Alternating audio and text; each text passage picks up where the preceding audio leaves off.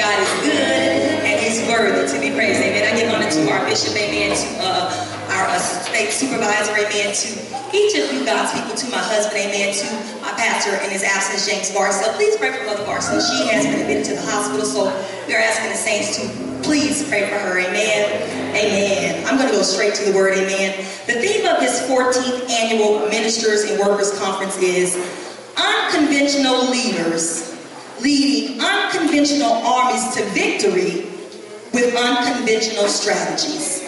I'm going to speak to you in brief about an unconventional leader by the name of Deborah. To be unconventional is to be abnormal, to be different, to go against the grain, so to speak.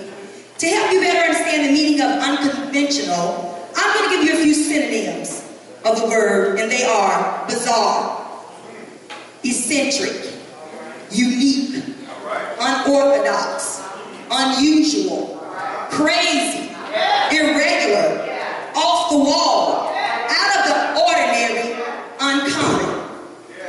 Have you ever been called any of those words? Has anyone ever described your behavior as being unconventional? If so, you ought to shout hallelujah. Hallelujah. And you're shouting the highest praise because the Bible references us as peculiar people in 1 Peter 2:9.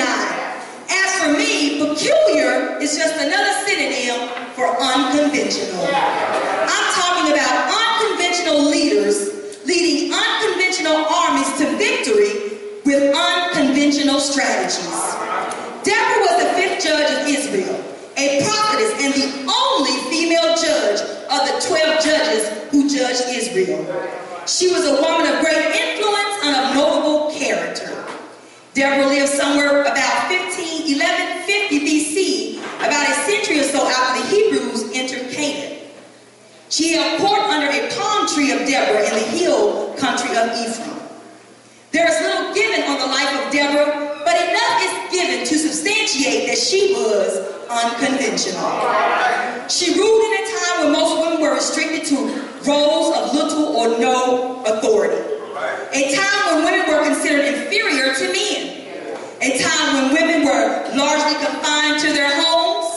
She was an unconventional leader. During the time of her leadership, the nation of Israel was being oppressed by King Jabin of Canaan. The Lord spoke to Deborah and instructed her to summon Barak, an Israeli warrior, to gather 10,000 troops from 2 specific tribes and lead them to Mount Tabor to battle against the Canaanite army. Barak refused to go unless Deborah would go to battle with him. Deborah accepted the plea and went to battle. And the 2 armies fought, and the victory was given to the Israelites.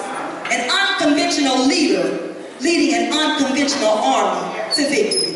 That's what Deborah did. She obeyed God, gave the man of God the blueprint to conquer the great army.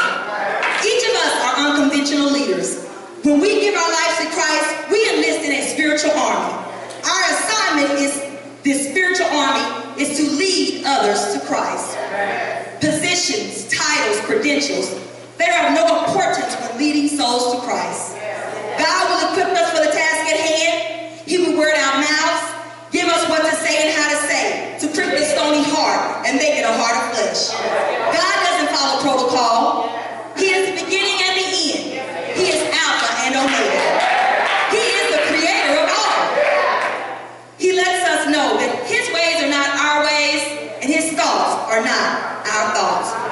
If God is unconventional, if God is peculiar, if God is unique, if God is out of the box, what are we? We were created in His image, therefore we are like Him. Unconventional leaders leading unconventional armies to victory with unconventional strategies. The Bible gives numerous accounts of individuals resorting to unconventional strategies to accomplish a task to achieve the victory. Moses parted the Red Sea with a rod, and the children of Israel walked to the other side on dry ground. Ezekiel prophesied to a valley of dry bones, and the bones transformed into an exceeding great army. Shadrach, Meshach, and Abednego were thrown into a fiery furnace and were not consumed. Elijah told Naaman to dip 7 times into the Jordan River, and he was cleaned of a contagious known as leprosy. Unconventional strategies.